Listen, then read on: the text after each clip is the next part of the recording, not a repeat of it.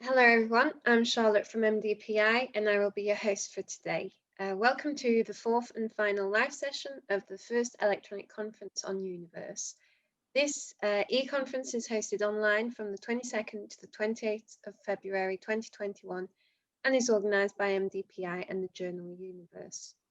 I would like to thank the conference chair, Professor Lorenzo Iorio, the conference committee and the session chairs for making this e-conference possible, along with the speakers and of course our attendees. The conference papers and presentations are available on the conference's webpage for discussion during the time of the conference and will be published in the journal Proceedings. I would like to remind everyone that this session is recorded.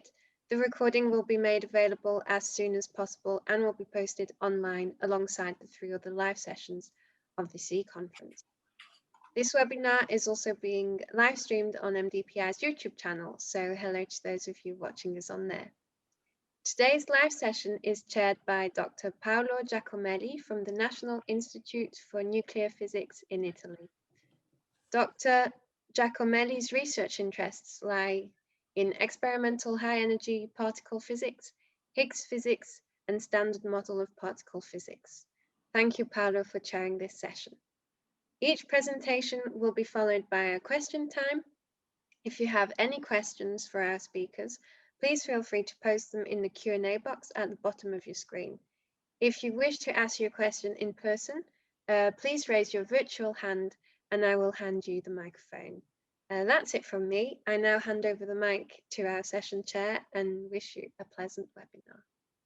Okay, thank you, Charlotte. Good afternoon, everybody. Let me share the introduction. The introduction actually will be rather short because, in fact, Charlotte has done most of it. So this is the fourth section of the first electronic conference on Universe. I will be chairing it, and I will also be giving the first introductory talk. Then we'll be followed by two speakers, Mr. Scodeggio and Dr. Ilaria and BALOSSINO. Then basically the session is actually divided in two parts. The first one is an experimental part based on future infrastructure, basically future colliders and their environment. While the second part of the session will be instead more a theoretical part, where we have three presentations. The first one given by Pasquale Bosso, University of Lethbridge, Alberta, Canada. Then Dr. Igor Dremin from Lebedev Physical Institute, Moscow, Russia. And the last talk will be by Joey Contreras by California State University, Fresno, USA. So let me go directly, since I'm the first speaker, to, okay, so I'm gonna talk about future colliders for energy physics. The outline of my talk is the following. I will give a brief introduction on the current physics landscape of particle physics.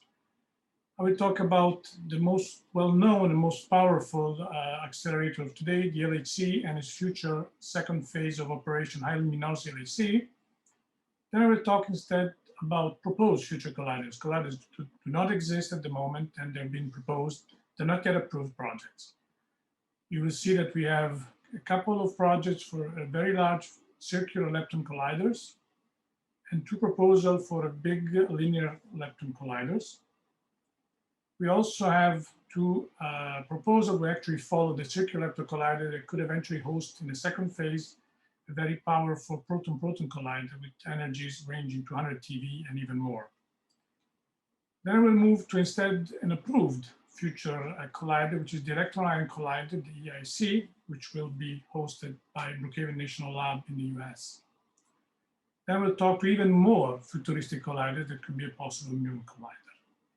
And then I will come to a conclusion. Of course, the caveat is that I cannot possibly cover all the physics landscape, and even in terms of future colliders, there's a vast amount of possibilities and options, and I made a personal selection. So the Higgs boson discovery in 2012 at the LHC actually changed completely the landscape of particle physics and actually completed it. It was something completely new. It was the first scalar boson ever observed, and it's responsible for the particle properties and their mass, so their energy. And for this discovery, Englert and Higgs shared the Nobel Prize the following year in 2013. So in terms of physics landscape, as I said, you can see in the left part of my screen, on this this red square, is this newly discovered Higgs boson, which actually completes the landscape of particle physics. And the standard model now looks like a complete and very consistent theory. It explains most of the observed phenomena, except for neutrino masses. However, there are still many unsolved questions, and I'm only going to pose a few. Dark matter is unexplained, and even dark energy is not. Neutrino masses, the asymmetry of matter-antimatter in the universe, the hierarchy problem, and many more. So turning to the biggest facility available at the moment in the world, this is the LHC. You can see on the right part of the screen the CERN accelerator complex. Actually, it's a series of accelerators used in a big chain, and the last part of the chain is the LHC itself. It's the largest collider in the world. It's 27 kilometers in circumference, and it will be able to provide particle collisions at the center of mass square energy up to 14 TeV. It's now being operated up to 13 TeV, but in the next few years it should be upgraded to 14 TeV.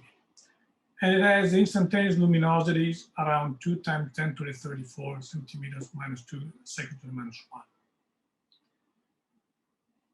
The LHC is currently in a long shutdown 2 phase. It will restart operation next year and is scheduled to run for another 3 years. And then it will be another long shutdown 3, where the LHC will be highly upgraded and it will turn into what is called the high luminosity LHC phase that will start operation in 2027. It should run for 10 years and it should collect a total luminosity of 3 to 4 attobars. So basically 10 times the luminosity which is available nowadays. Instantaneous luminosity should go up to 5 to 7 times 10 to the 34.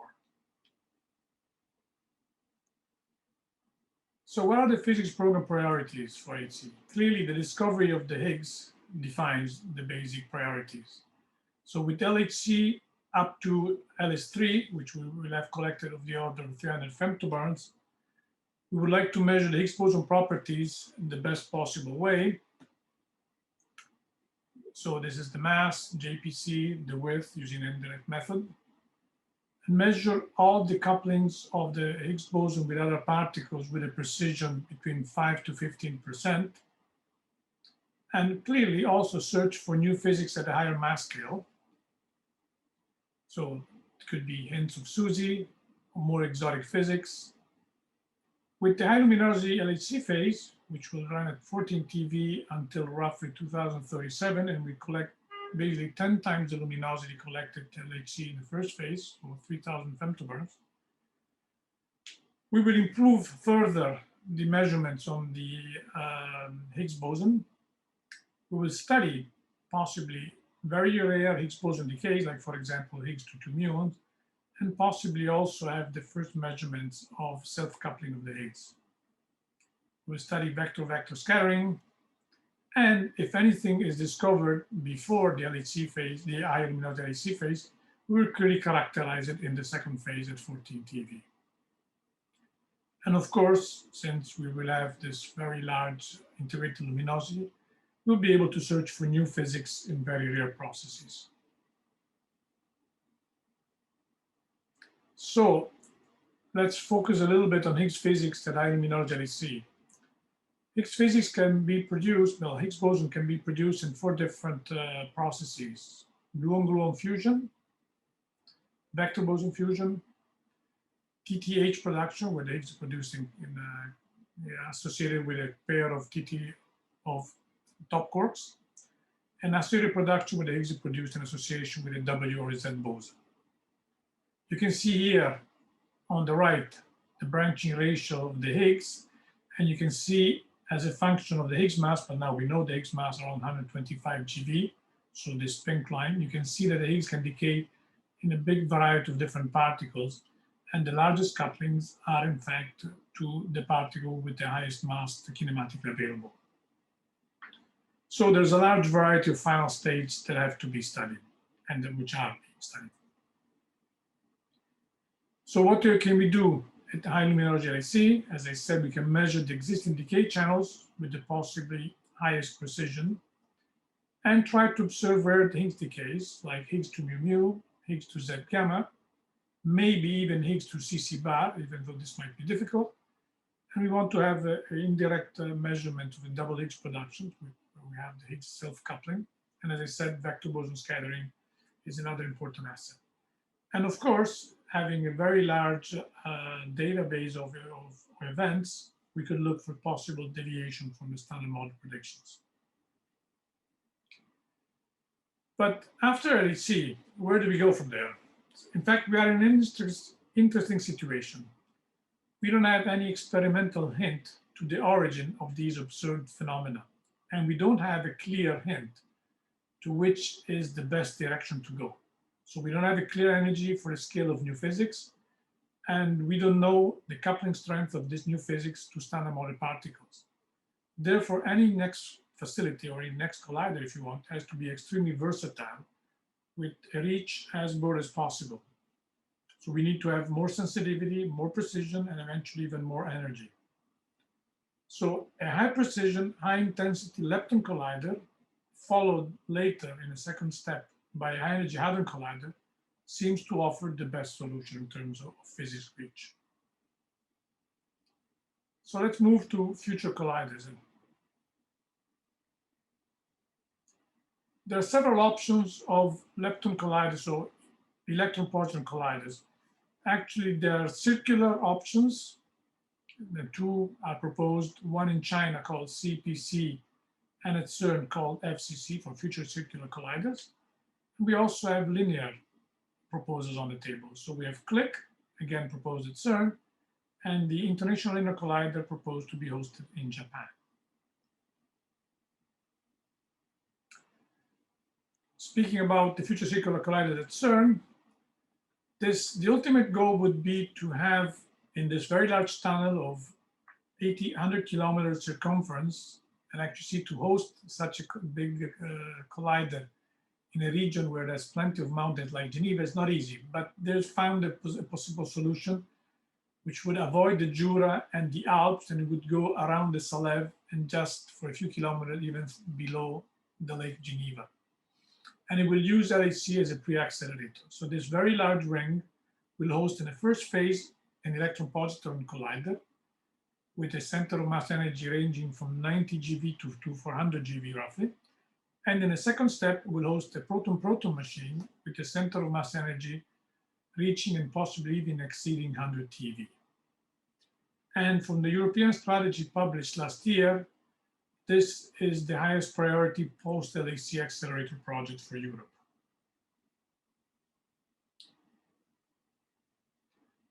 I don't want to go through all these numbers, but these are the various parameters of the FCCEE. This will be the first phase, as I said, electron-positron collider. It will run at 4 energy points. The first one will be at the Z peak, then at the WW threshold, then at the Higgs-Strahlung process, roughly 240 GeV, and then it will run all the way to the TT bar threshold, so around 365 GeV. We'll be able to investigate all the electroweak physics with the highest possible precision, and then even study the top quark parameters with the highest possible precision. And you can see that the luminosity this machine should achieve is extremely high. In fact, you can see here in the bottom on the Z peak reach would be of the order of 2 times 10 to the 36, even exceeding 2 times 10 to the 36 luminosity, which is an extremely high luminosity. And it will actually be able to produce more than 10 to the 12 Z bosons. These are the detectors which are being studied for this accelerator. The first one is called CLD. I'm not going to go into too many details because the following talk will focus more on the detectors for these facilities. There's also a second detector concept on the table. It's called IDEA. It's probably sort of a newer detector concept, which has the feature of having, for example, the calorimeter outside of the magnetic supersolenoid. Both these detectors have been also published in the conceptual design report in January 2019. And you can see that the cavern that this gigantic ring will have is already designed such that to allow in the first phase to have these FCC EE detectors, and later house an even larger detector for the proton-proton collider that will follow. Just to give you an idea, this is a possible sketch of a possible detector for the FCC HH, or the proton-proton machine. This would be sort of a gigantic monster of a detector, roughly 50 meters in length and 20 or even more, 25 meters in height.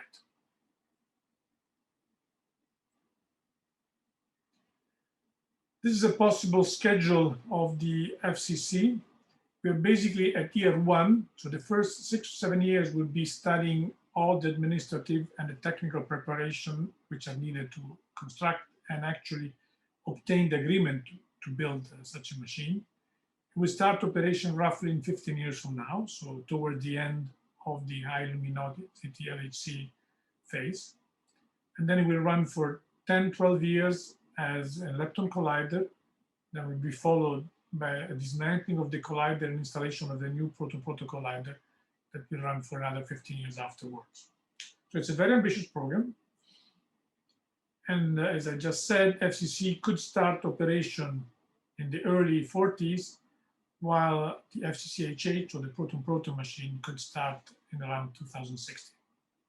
So even though this seems like a very long time away, the preparation for this has to start now. We know that the lead time is long. To design these things and to build them takes of the order of 15 to 20 years. A similar project has been proposed also in China. It's a very similar project in the sense that it's also a circular ring of 100 kilometers in circumference. And it will house in the first phase, the lepton colliders, so electron-positron collisions. For the time being, the center of mass energy is supposed to run between the Z peak at around 90 GeV all the way to 240 GeV. So they're not, for the time being, foreseeing the TT bar threshold running, but they've left the possibility open if more funding becomes available. So all the machine is designed such that it could be easily upgraded to run at the TT bar threshold as well. The luminosity is a little bit less extreme than FCCE, but nevertheless is very high, and even at 240 GeV, it reaches beyond 3 times 10 to the 34, while at the Z peak it would be beyond 10 to the 35 in luminosity. And again, in the second phase, the machine is allowed to install a proton-proton collider with a center of mass energy between 100 and 120 TeV. Differently from CERN, if this machine is approved in the next 2 or 3 years, it could start operation in the early 2030s. And also differently from CERN, this lab does not exist. Therefore, they're looking for different possibility to install such a machine in all the lab which will be needed to host and run this facility. And actually in China, they've investigated at least 6 different possible locations which seem all suitable for hosting the lab and this gigantic collider.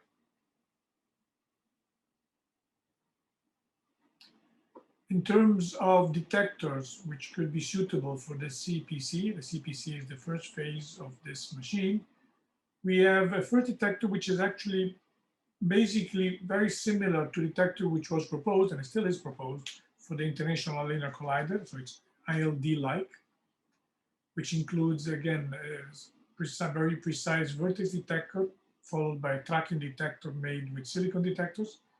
Actually, no, sorry, a TPC in this case, followed by a superconducting solenoid of 3 Tesla, and then enclosed with a M.I.U.R detector, which is housed in the yoke that closes the magnetic field.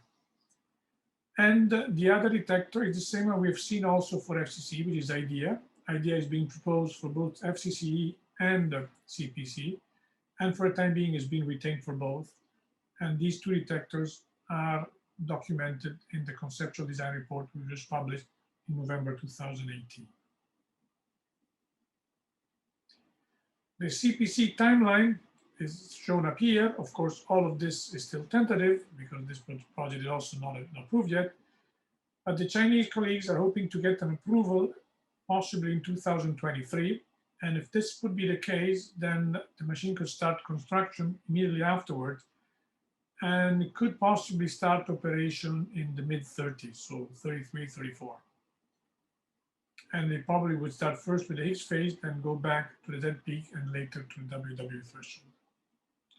And again, later, after this, the Leptonic collider has finished its operation, it will be dismantled, and the proton-proton collider will be installed in the same tunnel, and it will go in the second phase, which is called your SPPC, with proton-proton collisions all the way up to 100 TeV and beyond.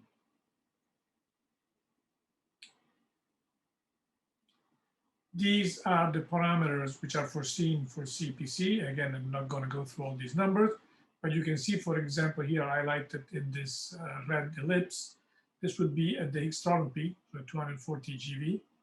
You can see that the luminosity which they aim to achieve is 5 times 10 to the 34, which is already very significant compared to the high luminosity LAC luminosity. Now let me turn instead to linear colliders. As I said, there are two options which are being considered. This is the International Collider, which would be a 20-kilometer long LINAC, which would run at the center of mass energy 250 GeV, which is again the peak of the Higgs Rolling process. This collider would be upgradable in length and therefore in center of mass energy. So it could go possibly to 500 GeV, and if more financing becomes available, even to all the way to 1 TeV. Two detector concepts are being proposed. One is SID, and the second one is ILD that I've discussed earlier. As I said, the center of mass energy at the beginning will be 250, and it could be upgraded in length and in energy to 500 GeV and possibly to 1 TeV. You can see the accelerating gradient would be roughly 30 MeV per meter, and the maximum luminosity, nevertheless, will be significantly lower than a circular machine, of the order of 1.5 or so, 10 to the 34. The machine would be hosted in Japan, and the site which is selected is Kitakami. Unfortunately, a decision is pending by the Japanese government since many years, and so it's not yet clear whether this project will be approved. But if it will be approved, it could start operation somewhat in the mid-30s. And the XFEL, which was built at DAISY, basically represents a 10% version of the International Collider. It uses the same accelerating manifolds and the same scheme. So it's already proof of concept that the thing can work.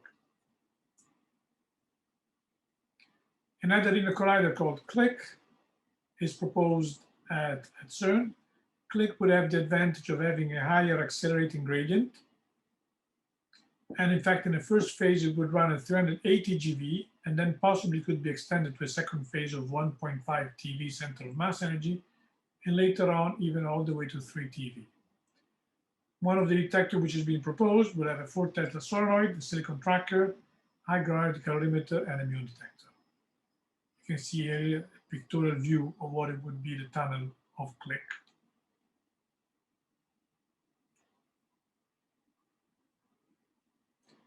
And since last year, where the European Strategy Update actually provided the strong indication that FCC is the highest priority for CERN and for Europe's future, CERN interest is being decreasing in CLIC, I must say. Because of course, CERN cannot possibly host both CLIC and FCC, so they have to choose between one and the other.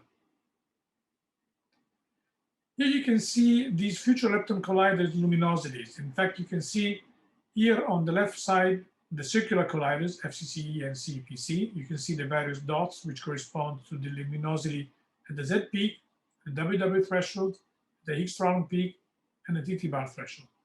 While here on the bottom and then on the right part, you can see as a function of the center of mass energy, the points for the International Collider and CLIC.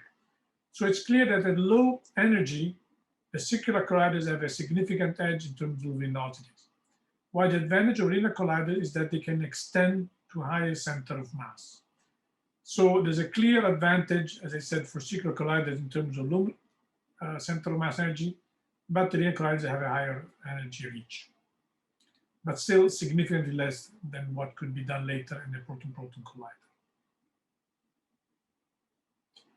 So what is, for example, focusing again on the circular lepton collider, the discovery potential of FCCE or that similarly of CPC? So as I said, we do not know right now what nature will be able to surprise us with. So FCCE could discover, for example, could explore the 10 to 100 TeV energy scale indirectly with very high precision measurements of all the properties of the Z, W, Higgs, and top particles. It basically can improve all the electroweak observable measurements, which were made by LEP, by between 20 to 100 times. And it can have at least a factor of 10 improvements on the measurements of the Higgs coupling with standard model particles. Having these extremely accurate electroweak measurements, it could discover if the standard model prediction do not fit these measurements. It could actually discover also if, for example, there would be a tiny violation of flavor conservation or universality. And it could also possibly discover dark matter from invisible decays of the Higgs or the Z. And many other things. So the FCC or CPC are not just the Higgs factory, but also a Z and top factory, and they have a very huge indirect discovery potential.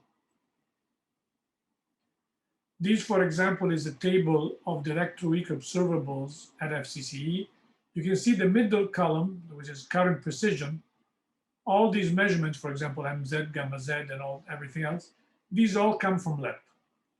You can see that with FCC, so the next column here in blue, these would be the statistical precision available.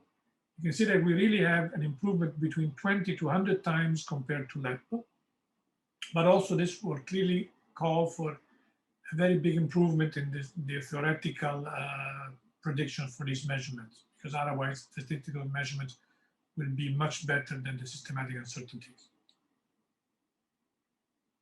So it's clear that we could have great improvement across all these electroweak measurements. So Higgs production at the E plus E minus collider, we've seen before how this happens at the proton-proton collider, but instead at the electron-positron collider, you have an exchange of a virtual Z, which then decays to a real Z and to a Higgs. The advantage of having a real Z in the decay would be that we tag the event without looking at the Higgs decays, but only looking at the Z decays. So we tag the events only with Z tagging. And for this process, the peak of the cross-section is between 240 and 250 GeV. So running at this center of mass energy is really the optimal energy. In fact, here you see this plot on the right. You can see the peak, the cross-section of the Higgs-Southern process. You can see that 240 is really close to the peak. So the aim of FCC is to collect 5 attobarns of data at the center of mass energy and possibly 1.5 attobarn at 365 GeV. At 365 GeV, we also have the process from fusion, from vector boson fusion, which also starts kicking in. And so we would be able to collect of the order of 1 million Higgs events running at the Higgs-Southern peak and around 45,000 Higgs boson for fusion processes running at 365 GeV. With these measurements, we will be able to achieve these precisions on the Higgs boson coupling. So again, I'm not going to run all these numbers. I will leave them for reference. But you can see that I've highlighted in green, actually here, by comparison, we have all the electron-positron colliders which are foreseen. So we have the ILC, CLIC, FCC, EE, and CPC. And the best measurements are listed in green, while the worst ones are listed in red. So you can see that basically FCC and CPC provide the best measurements across all the measurements. So as before, as I said before, since the circular colliders have a clear edge in terms of luminosity, they also have a clear edge on the statistical accuracy that can be reached for all the electroweak measurements and the Higgs boson coupling measurements. Let me now turn to a machine which is instead already approved, the electron-ion collider. This is a machine that will be built at Brookhaven National Lab, and is a machine that actually should be able to allow us to explore all the secrets of QCD. And in fact, there's also a big advantage of the electron-ion collider. It's one of the major US projects in the field of high energy physics in the next years. and it will be the world's first collider providing polarized electron proton collisions and light ions, and also electron nucleus collisions. You can see that the machine will be operated at center of mass energy between 20 to 140 GeV, with a maximum instantaneous luminosity of the order 10 to the 34. And it will profit of all the infrastructure which is already existing at Brookhaven. So you see we'll have 3 accelerator rings, and it will use the existing RIC ring, and it will actually also, of course, install all the infrastructure which is needed to have the electron-ion collider. And it should start operation in the early 30s. If we move to even more futuristic colliders, one very interesting possibility could be a muon collider. And actually, there are 2 proposed schemes to obtain a muon collider. One uses a proton driver, which is listed here on top, while the second one uses a different schema, which is called lemma, which actually provides electron and positrons at 45 GeV, and then from there it will provide the muon beam, muon plus and muon minus plus, that can be accelerated up to the orders of tens of TeV. So it's a very interesting machine because it could provide multi-TeV leptonic collisions. Nevertheless, it's still very challenging, and it's probably the next to next collider, so it will not be operational between roughly 40 years from now. This is a possible sketch of how a muon collider could be housed, for example, at Fermilab. It would not be a gigantic machine like the FCC or CPC. So let me now come to my conclusions. So the standard model of particles is now complete. However, we know there's many open questions, and future colliders after LHC and high luminosity LHC could help us shed new light on these questions. So several future colliders are being proposed. There are 2 circular lepton colliders, 100 kilometers in circumference for both FCC and CPC in China. There are also 2 very large linear colliders being proposed, International Linear Collider in Japan and CLIC at CERN. The 2 circular lepton colliders have the advantage it could be later followed by 2 proton-proton colliders at very high center of mass energy, beyond 100 TeV. And it should also be remembered that circular lepton collider can reach higher luminosities, while linear colliders can reach higher energies. But as I just mentioned, circular lepton colliders can later host proton-proton collider in the same tunnel. This is a big advantage. The electron-ion collider is approved and will be built at Brookhaven. A muon collider could be, as I said, the next to next collider, so in roughly 40, 50 years from now. CPC could start operation in the early 2030s, while FCC could start towards the end of the high luminosity LHC phase. So thank you, and I'll leave the floor open to questions. I don't see questions on the floor. Therefore, I think we can move to the following talk. This will be given actually by Marco Scodeggio from INFN Ferrara University of Ferrara. They will talk about the physics that can be done with future leptonic colliders. So Marco, I leave you the floor. Can you share your slides? Thank you. Yes. Good afternoon, everyone. As Dr. Giacomelli said, I'm going to present you the physics that can be done at the future leptonic colliders. And without further ado, let's go right into it. And first, a small disclaimer: this presentation is not and cannot be an encyclopedic review of all the physics that can be done at the future leptonic colliders, and the topics I'm showing you are the ones I personally selected. This talk will give a really brief overview from where do we stand. So I'm going to show you what we know now, the present information that we have on the standard model. Then I'm going to show you what we need to enrich this knowledge and how we can move on. Then I'm going to present you a selected program of what can be done as the future leptonic colliders.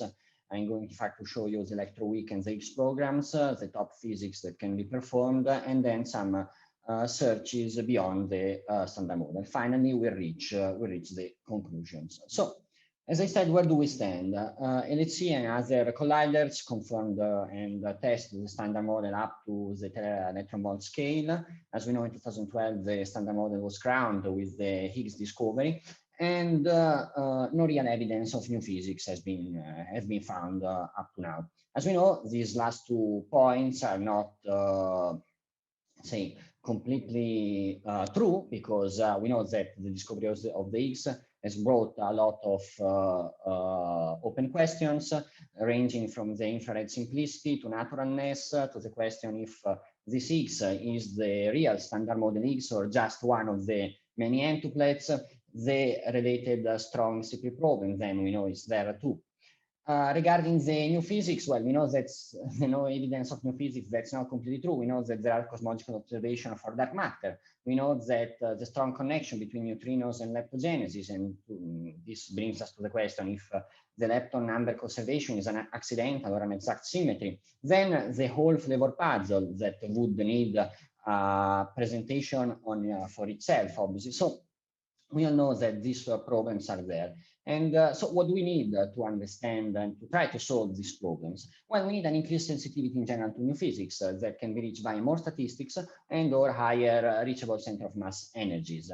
And all of these things are for what? Well, for the Higgs physics, we can, for example, measure more precisely the Z to Higgs coupling, or the W to Higgs coupling, to test the SU2 custodial symmetry, the Higgs-S interaction via double Higgs production, or even the UKAO electron-Higgs coupling. In the electroweak sector, well, the precise estimation of electroweak precision observable is a fundamental test of the standard model that with its expectation, with its calculation, gave us really precise bottom lines from which we can compare our measurements. Then top physics, in the top physics, some measurement like the top mass and the top UKAO coupling, or even the TTZ and TT gamma couplings, are really nice tests as well for the standard model. Finally, in beyond the standard, apart from obviously these studies that are themselves tests for BSM physics, also direct particle detection is a powerful probe for the physics that lays beyond the standard model. To address such a rich and wonderful physics program, we must use the complementarity between obviously circular and linear electron-positron collider. There can be also an important contribution coming, as Dr. Giacomelli already said, from the muonic colliders. As you can see here in the plot on the bottom, the muonic collider, the yellow one, could actually reach really high energies and maintaining a really wonderful luminosity. So that actually would be a really powerful tool, but unfortunately, it's still an embryonal stage. From now on, we will concentrate on the FCC-EE colliders, which are the bullet here, the round bullet, and the ILC, the International Linear Collider, the linear collider. In fact, here the in the plot is depicted with the triangles.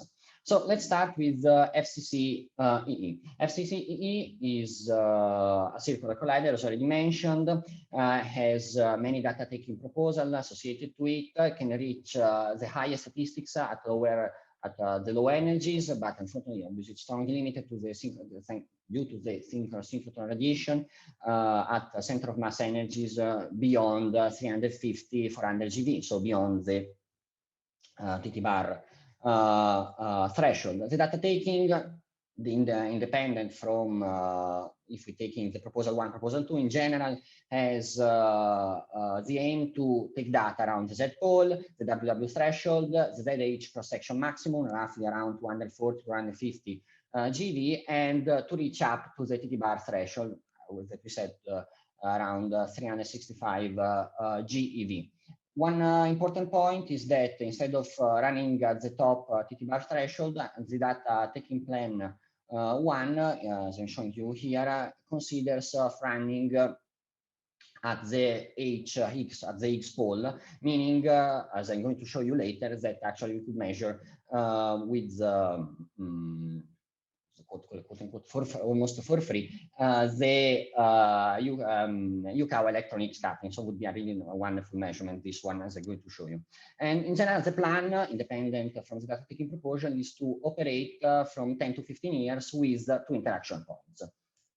What do we need for instead the INC? Well, for INC, INC in general and the linear colliders are a possible way towards high energy electron-positron collisions. As we already mentioned, we can reach up to 1 tera-electron volt, and so it would be really wonderful open-ended run plan. In fact, the idea is independent from the data taking proposal to run for many decades at this energy, and at lower energies we plan to start from 250 GeV, again the ZH cross-section maximum, and then to reach the TT-bar threshold for roughly 10 years. An important powerful tool related to this, to ILC, is the possibility to having longitudinal polarization. This will allow us, as I'm going to show you, to have nice measurements. So what do we study? Let's go right into the physics program. Let's start with the electroweak program. Within 6 years, independently from the data taking plan, FCCE will reach an outstanding statistics for studying the electroweak sector. And thanks to the precision of the square root of S, so the center of mass energy, we can reach a sensitivity for new physics up to 70 tera-electron volt. This is because of loophole corrections that are highly sensitive to new physics. As I'm showing you on the plot on the right, the circled lines, we expect to have 10 to the 12 Z0 and 10 to the 8 WW couples. And this coupled with a wonderful center of mass energy calibration, 100 keV for Z0 and 300 keV for the WW threshold, we can perform fantastic measurements with an outstanding precisions in the electroweak sector and in all of the electroweak precision observables. For example, the Z mass we will be known with a precision of 100 keV, and the same order of magnitude for the W mass. So this will be measurements that will set milestone for years for years in the future. Also, ILC will be a fantastic tool, because first it will complement FCCE measurements. At the same time, it will enrich the measurement at higher center of mass energies beyond 308, beyond the limit of FCCE, and on some observable, it will even compete. For example, here on the bottom right, I'm showing you the GigaZ proposal, which is a proposal that, along with the polarization of the beam, considers the possibility to gather roughly 3 billions of Z0 event. And these two things, so the longitudinal repolarization and this huge data set, as already mentioned, will allow us to compete on some observable, let's say. For example, the asymmetry left-right for the electrons with a precision, as I'm showing you on the right, of 10 to the -4. I underline one point here on the plot. The smaller the bar, the better it is, because obviously it is the uncertainty on the measurement, so the smaller the better. And as I was saying, yes, the asymmetry left-right for the electron will be an outstanding measurement that can be done only at ILC. But as you can see, the forward-backward asymmetry is also for the bottom, and from the charm will profit from this measurement, and then will be known with a precision up to will be improved from the present measurements with a precision up to 20 times. So this is another fantastic point for these future colliders. To sum up the electroweak programs, the mass and the width of the Z0 will be improved by a factor of 20 by FCC only. Decay rates, thanks to both the colliders, will be improved by a factor between 5 and 50. In fact, as I'm showing you on the right, we can see not only the improvement with respect to the PGG values, which are written in the bottom right of each subplot, but also the complementarity between ILC and FCC are quite clear from these pictures.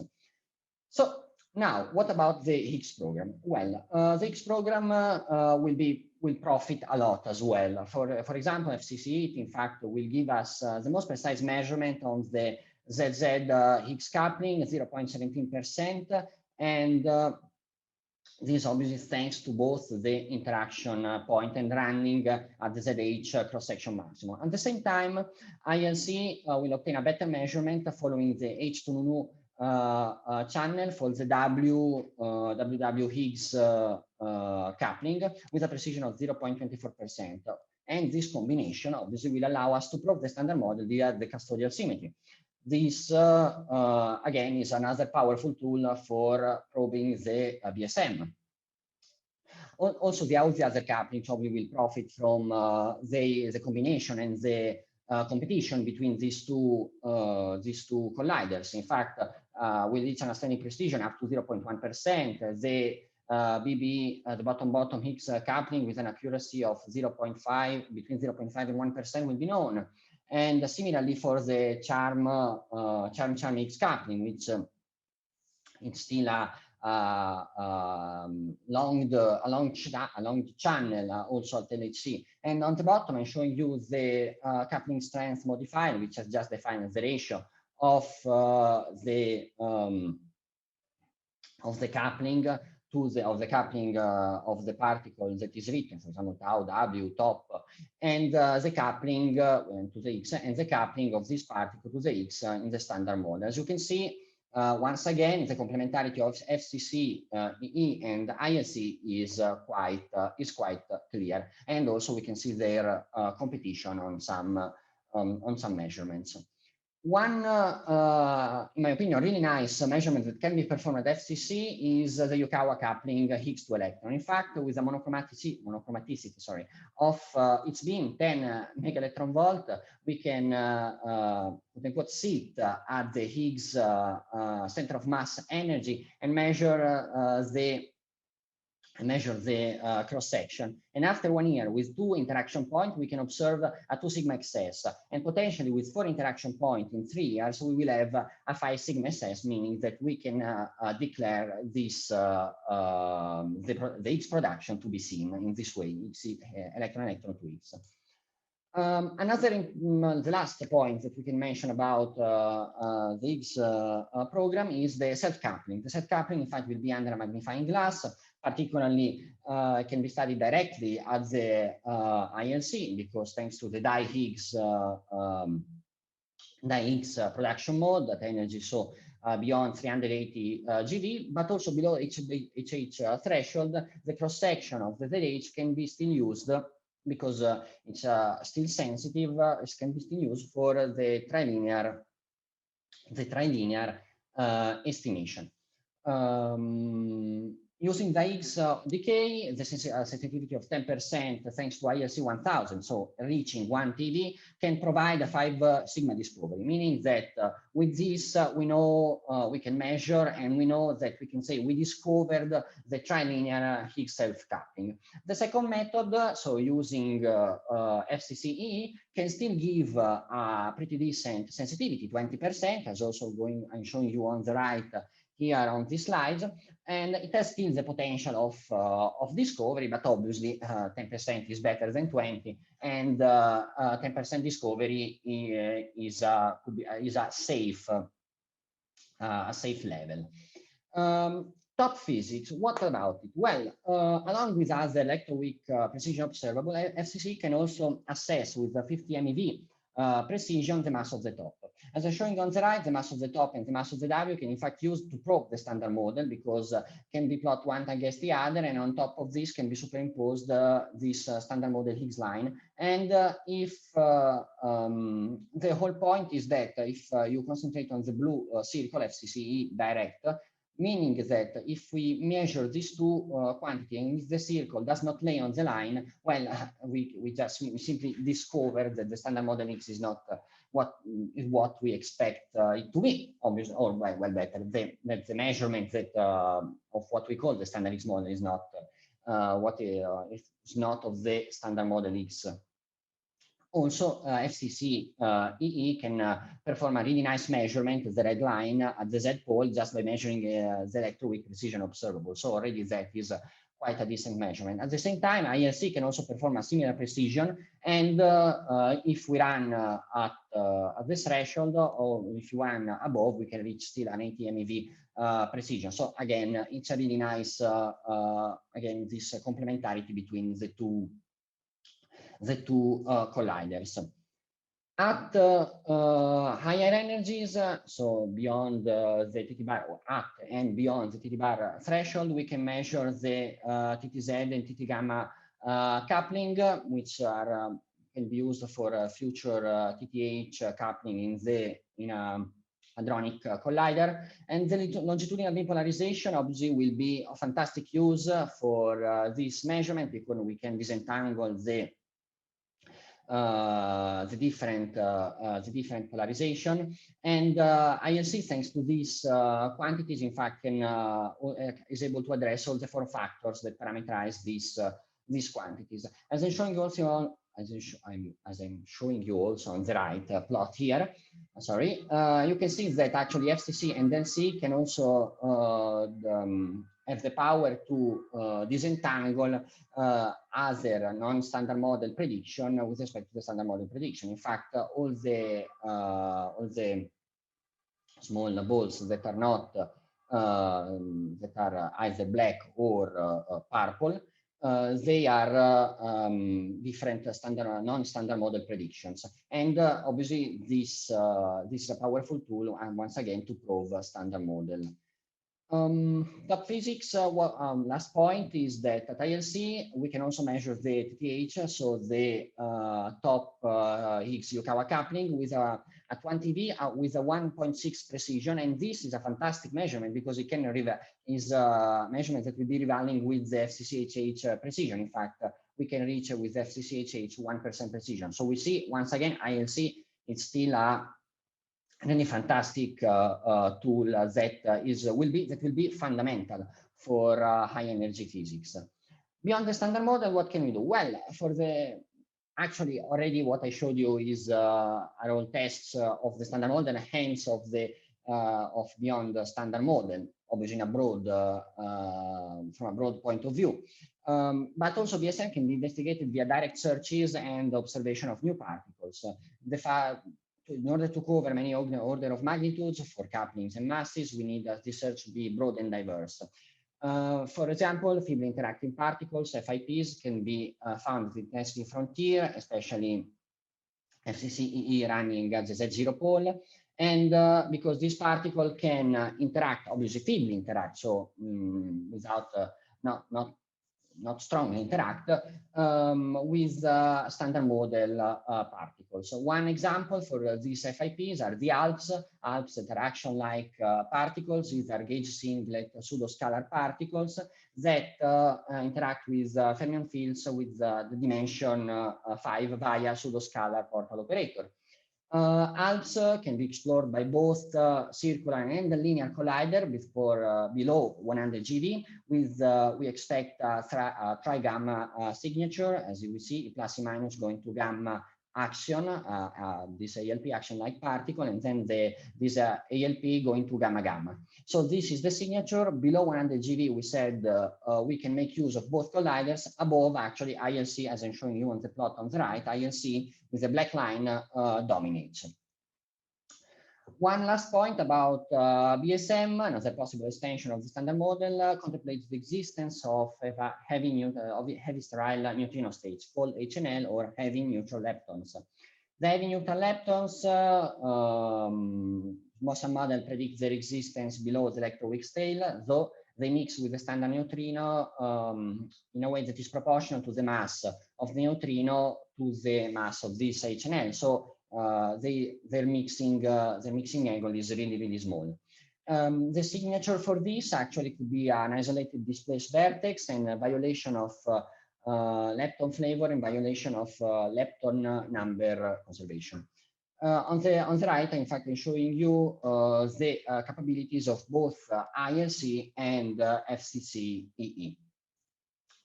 Now we can reach our conclusions. As I tried to show you, FCC-EE offers a highly precise measurement program.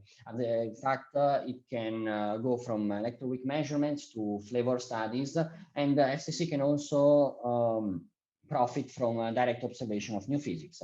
And one important thing is that the monochromaticity of each beam provides as well the possibility to measure and observe the Yukawa electron coupling. ILC, on the other hand, has the ability to explore the energies above the 365 GeV. As I showed you, actually, we can also measure, we can also perform some really nice measurement at the Z pole, but especially beyond the T-bar threshold, we can measure have searches for new physics particles. We can probe the trilinear Higgs coupling, complement obviously all the FCC measurement, and also measure the TTH, so the top Higgs Yukawa coupling. In general, we can say that future leptonic colliders have a rich potential, which go well beyond the reach that is currently attainable at the current colliders. FCCE and ILC have a strong complementarity that must be made, that we should, let's say, make use of, because we've seen that despite one or the other having really nice capabilities, together they can reach outstanding results. These colliders will pave also the way with their measurement, or with their know-how, and with their technology itself, will pave the way for FCCHH, with its 100 TeV proton-proton collision will set milestone for decades. Another option would be the muonic collider, which is also under study. Unfortunately, it's still at an embryonal phase, but its heavy leptons will allow us to reach LHC energies maintaining FCC-E luminosity. So this will be actually a really powerful and fantastic tool. So that's all. Thanks a lot. Okay, thank you very much, Marco, for this very exhaustive review of possibilities at leptonic colliders. We have time for questions. I don't see any. I have one myself then. If you go back to the slide where you mentioned the possibility of measuring the coupling of the Higgs to the electrons, okay, running at 125 GeV.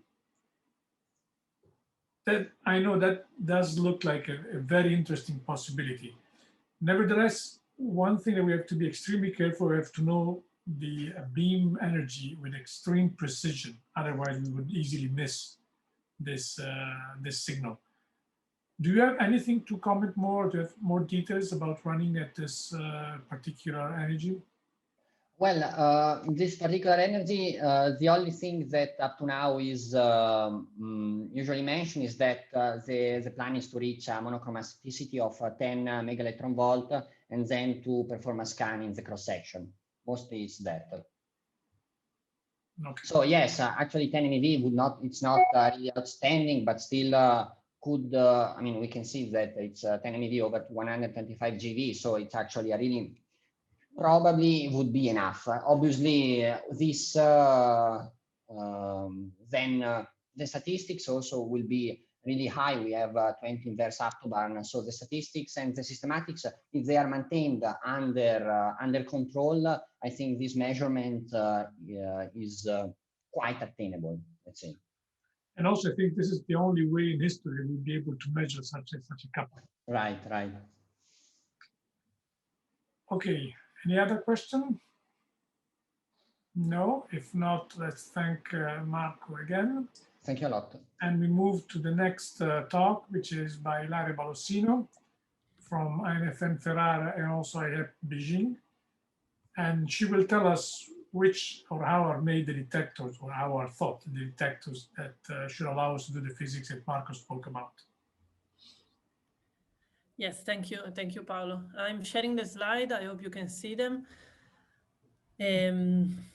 as Paolo said, I will talk about the detectors for the future large lepton colliders. In this section, we learned, we know which is the environment that we are going to, we want to study. We studied in the past and we keep studying. And it has been told already that there are several plans for the future in the particle physics at accelerators. So there has been talking about the hadron colliders or electron-positron colliders, and also about linear or circular colliders. So the situation is that it will be the best for us not to have to choose one of the options and go with all of them. So at the moment, of course, a linear and circular collider have each one the different characteristics that will allow us to bring a lot to the actual knowledge of the physics, and the fact that would there be hadronic or leptonic, it's another huge step that we need to do. But for the moment, as was already said in this section, we will try to go with the electron positron factories as the first future. While for the future we will have still time. So we'll talk about the lepton colliders, where the environment is very clean, in a clean environment, because we are using point-like particles. Point-like particles allows us to have a well-defined initial state. So that means high precision measurements. That's the main reason why we can start with such machines. Moreover, a clean environment allows us to run with low radiation levels on the detectors and with a triggerless readout, which means that we can actually collect all the data that we can instead of having to choose some of them during the operation. So from the point of view of our detectors, independently from the machine, the environment that we have to study, which would it be linear or circular, we still have some requirements to cover. Starting from the impact parameter resolution, for example, we need it to be very, very high, because we want to have high precision in the measuring the vertex and the first points of interaction, together with the possibility to tag with high precision the every flavor particles that are important for the physics that we want to study, as it was explained in the previous talk.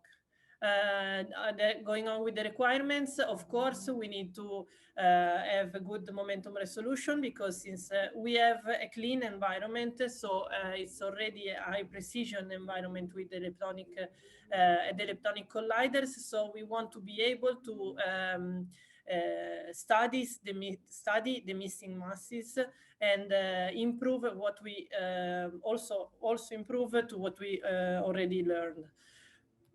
Not negligible is also the energy resolution that, of course, it's important for the jets measurements and their mass reconstruction, together also with the invariant masses measurement. It's very important, again, to be able to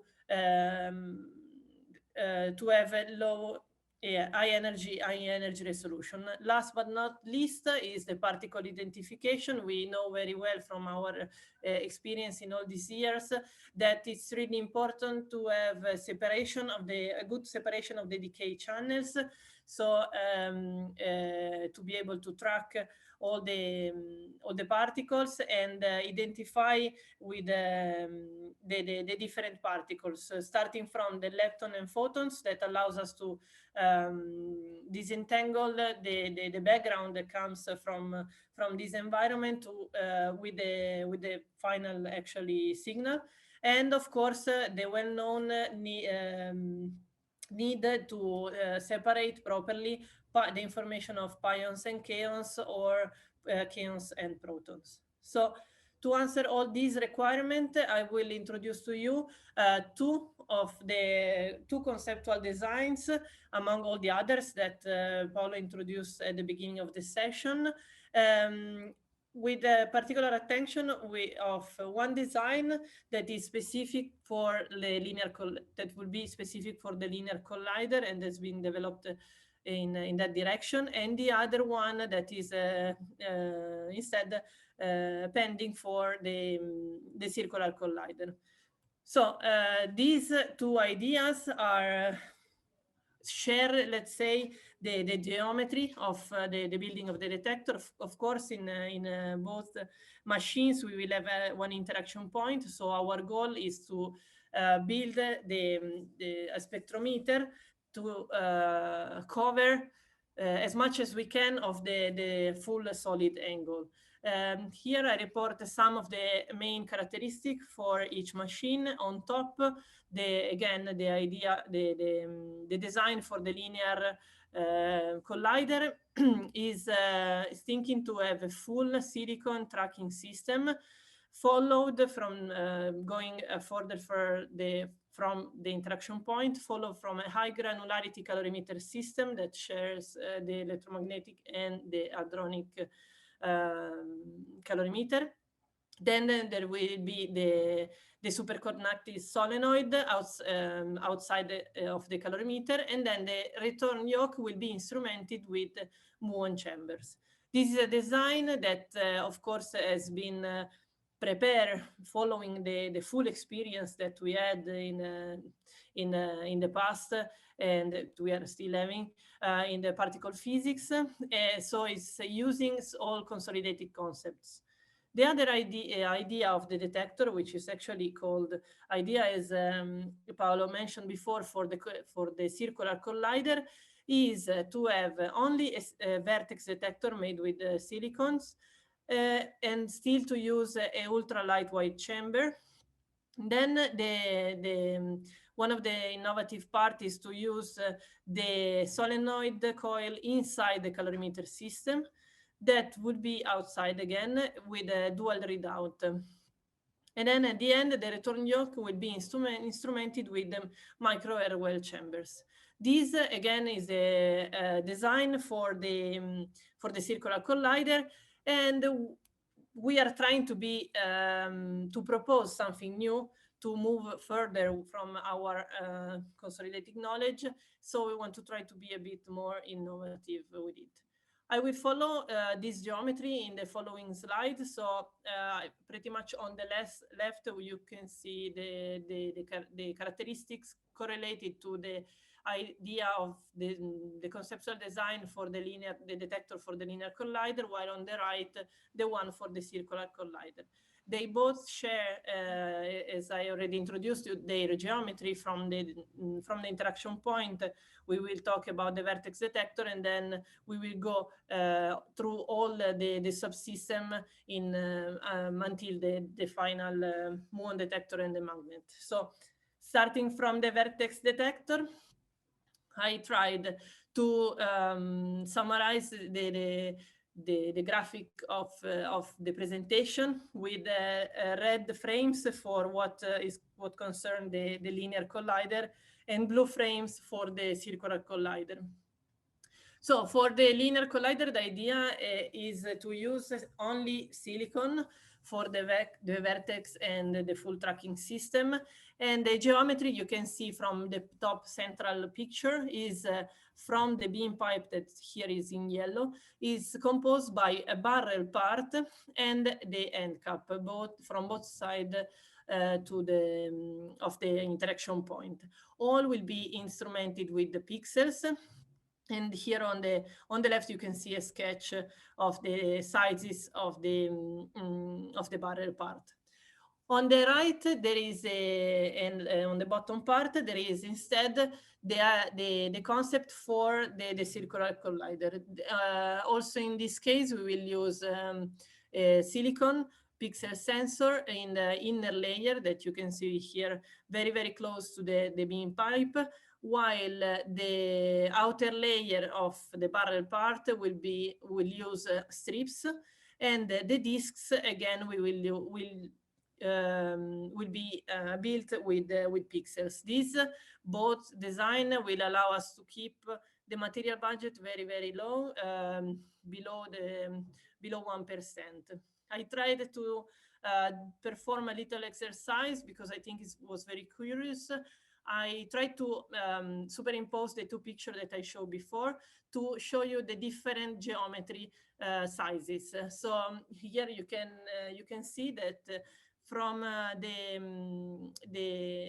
the linear detector concept, the last end cap is pretty much 30 centimeters from the interaction point, while for the circular collider, the spaces are much more wide, and the last end cap is at about 1 meter. This is strictly correlated to the geometries and the operation of the collider. Because of course we have to take, when we think about the detectors, we need to answer all the requirements from the detector point of view also. So I'm talking about the injection mode that is different from circular or linear collider, the physics rate also. And of course, when we think about the detectors, we cannot and especially for the vertex and tracking, we cannot forget about the services. So all the cooling that we need to run the electronics, for example, the routing for the cable, they are not negligible. So I think that this was very nice to see the different sizes.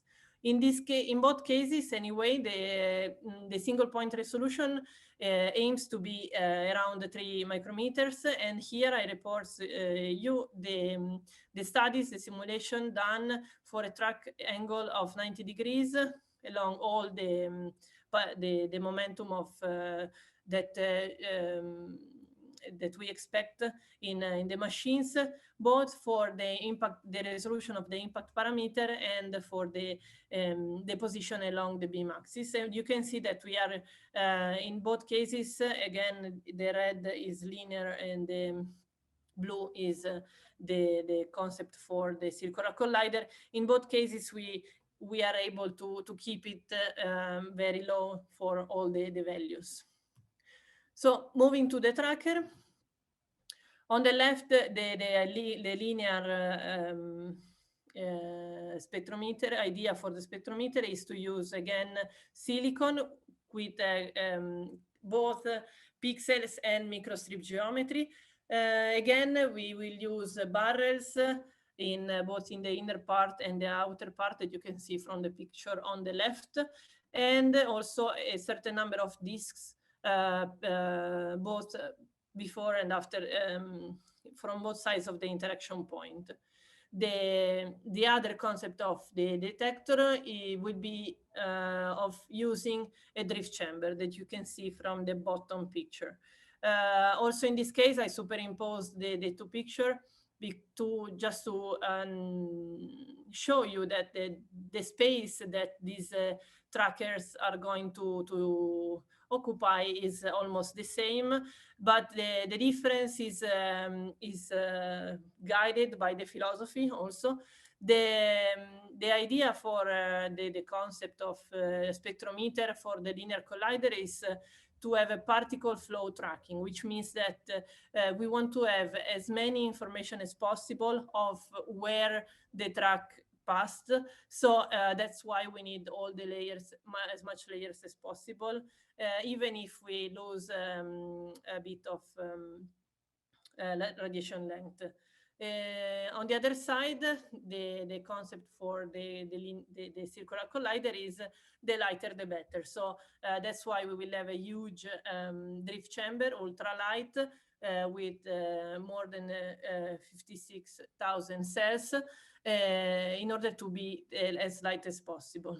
The idea for this part of the detector, I think, is very curious to say, is that together with the normal operation and analysis of the drift chamber, we will try to add also cluster timing and counting, which means that to be able to improve the particle separation already in the tracker, we cluster counting and the time of flight of 100 picoseconds should allow us to distinguish particles with a precision higher than 3 sigma. Here I report you some of the results of the simulation to give you an idea of which can be the difference of the two choices for the two spectrometers. On top, there is the on the top plots, there is the resolution for the momenta for a track angle of 45 degrees and 90 degrees on the left and 90 degrees on the right, again, with respect to the values of the momentum. If we go and place our attention to the dotted line, the horizontal one, we can see that, of course, in both cases, the performance of the multiple scattering, which is, sorry, I didn't mention the dotted line, with the big dots, is the effect of the multiple scattering in the performances. And we can, of course, see that the ultralight drift chamber from this point of view is always better than the silicon tracker, but this is something that we expect. While if we see the full, let's say, the full effects of the detectors chosen, the one with the ultra light drift chamber get a bit worse with the increase of the momentum, while the other one stays pretty much more stable along all the values. So this is a difference of the two systems. Despite this resolution that anyway stay very, very low, we are able to have a high efficiency over high tracking efficiency over all the momenta that we expect from these environments. So I believe that this is a very important results from this tracker. Moving on to the calorimeter. Here, again, the geometry of the slide is always the same. On the left is there is a sketch of both the electromagnetic calorimeter on the let's say on the bottom part. Of course, the interaction point in this idea is below the picture. And on the top part, the hadronic calorimeter. The geometry is the standard one, so we have sandwiches of scintillators and absorber plates. In particular, for the electromagnetic calorimeter, we have silicon and tungsten sandwich, while for the hadronic calorimeters, we have standard scintillators and steel absorbers. Again, this geometry is studied to cover both the barrel part and the end cap in order to keep following the need of covering as much as possible of the solid angle. The concept of the calorimeter instead for the detector for the circular collider is different and very new. It's an innovative idea for these sizes of course, using fibers in metal matrix, but combining the use of two different fibers. The first one is scintillating fibers for charged particles, while the other one is to have clear fibers for Cherenkov light. So I already mentioned that it's the first time that something this big is been designed and is planned to be built, because this is the number of channels that we aim to have. So it's 130 million fibers. And the idea is to connect each one of them to their specific silicon photomultiplier. In both cases, here I report some of the performances for both cases. I want to underline that the performances of the two systems are similar. They follow each other with respect to, of course, the number of subsystem or the number of channel in the other case. We can see here from on the left, there is the plot of the energy resolution for photons on the top part, and for the hadrons on the bottom part, and the different points in the plot are the different parts of the detector, so the barrel part or the end cap, and you can see it's possible to see that the resolution goes very low quickly with respect to the energy. On the right part of the plot, I report the effect of the two different fibers used, so the scintillating fibers in blue and the Cherenkov fibers in red, and in black the combined result. You can see that the combine, of course, is always better both for electrons and pions with respect to the energy. And even if for the electrons, they both play a similar role, while of course the scintillating part is much more performing much better with in case of pion reconstruction. Again, last but not least, we move to the magnet part and the muon detector. Also in this case, the concept for the spectrometer of the linear collider is use a consolidated concept. So the magnet is outside the calorimeter system and is a 4 Tesla field. Of course, this something that also the performances of the linear collider at the interaction point allows us to do. And as a muon system, we use the standard RPC muon chambers to perform a standard identification of the muons outside the full detector. While on the other concept for the circular collider, we will try to have the superconducting coil inside the calorimeter system. This limits a bit our chances to go high with the magnetic field, that will be only 2 Tesla. And instead, in order to improve also a bit the muon identification, we will try to use micro air well chambers that with a high number of channels is a technology that should allow us to also look for long-lived particles. It's a detector that has been under study for the last year in different collaborations, and also in Italy. So it's a new technology that could help us to improve the performance of the detector. So again, I presented you two of many concept idea of the detector that we could use, we could build as a subsystem of different spectrometer for the future lepton colliders.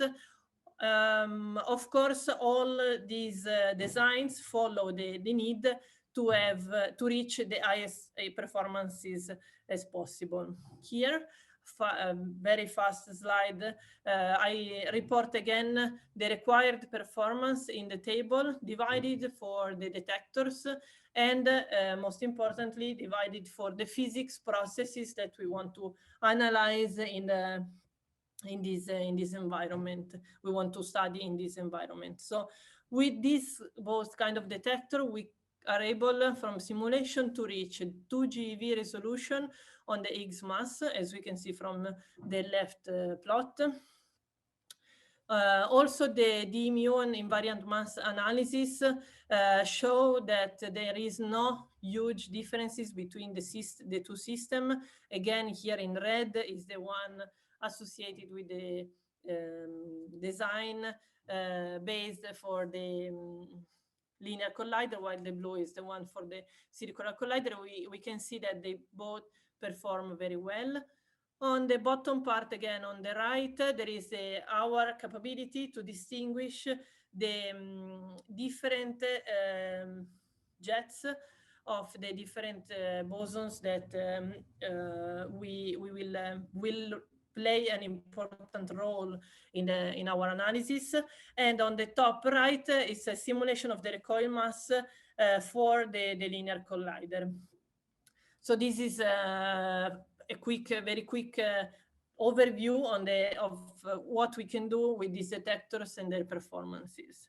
Of course, there is still a lot to do, and more both on the physics part with the studies and on the R&D for the detector. We want to be able to take out as much as possible from these new machines. So we are really enthusiastic to go on with this work. Just started to present. I would like to thank you all for the attention and the opportunity to give this talk. Okay, thank you very much, Ilaria, for this very complete talk on the detector possibilities for these future colliders. We have time for questions or comments. I don't see any. I have one myself, actually. Concerning, for example, running at the Z peak, where we would have the highest possible instantaneous luminosity, what do you think would be the greatest challenge for the detectors? Can you repeat the beginning of your... Concerning running, for example, operating these detectors for the circular colliders at the Z peak, where we would expect the highest instantaneous luminosity, therefore the highest event rate, if you want. What would be the biggest challenge for the detectors? I think in both designs are really into these challenging parts, let's say. Of course, we learned a lot from the past experience and present experience of physics that we want to analyze. So, of course, in terms of radiation in close to the interaction point, the situation could be a bit better with respect to, for example, the LHC interaction points. And I think that it could be the challenge would be probably the amount of data that we could analyze from both parts. Of course, the silicon tracker it's a very huge challenge to have so many channels so close to the interaction point. So probably I will point my attention to that. Okay, thank you. We still have time for another question. I don't see any raised hand. Therefore, I think we can thank Ilaria again. And we move to the second part of the session. The first part was more on future infrastructure possibility in terms of future colliders and accelerators for high energy physics. Now we move more in theoretical physics. So the first talk will be by Pasquale Bosso from University of Lethbridge, Alberta, Canada. And the title of the talk is Positioning Models of Quantum Mechanics with a Minimal Length. So Pasquale, I leave you the floor. You have 15 minutes, including questions. Thank you. I'm just sharing my screen. Okay, so thanks for being here. And so as I was introduced, the title is Positioning Models of Quantum Mechanics with a Minimal Length. So first of all, why do we need to include a minimal length in quantum mechanics? Well, there are several of ways to explain this. One way, probably the nicer way, is to consider some phenomenological approach, some thought experiment. For example, one can reanalyze the thought experiment of the Heisenberg microscope, including gravity. For example, the gravitational interaction between the photon that measures the position of a particle and the particle itself. If one does this, one notices that one has a minimal uncertainty in position coming from this gravitational interaction. Therefore, the Heisenberg principle has to be changed. Now, there are various ways to change the Heisenberg principle. One way deals with the commutational relation between position and momentum via the Robertson-Schrödinger relation. In fact, in any course of quantum mechanics, we learn that an uncertainty relation between two observables, A and B, for example, is related with the commutator between A and B. For example, if A and B are position and momentum, the commutator usually is IH bar. And if you plug IH bar in here, you get the Heisenberg principle. However, what if we change the commutator? What if we have no longer IH bar, but we have IH bar times a function of momentum, for example? This was considered roughly 25 or more years ago. This leads to a modification of the uncertainty principle. As you see, for example, in the plot, the red line will be the modification, and you see that you have a minimal uncertainty in position. The delta Q acquires a minimum value at a particular point. So more generally, these kinds of models are called generalized uncertainty principles because we want to generalize, indeed, the uncertainty principle. So we can consider any function of the momentum. Now, there are, of course, a bunch of problems that arise. One problem is, how do the operators look like? In particular, how the position operator looks like. Also, since we are considering minimal uncertainty in position, this means that we no longer have position eigenstates. And if we don't have position eigenstates, we no longer have position representation. So to solve these problems, first of all, okay, we don't have a position representation, but we still have a momentum representation. So let's use it.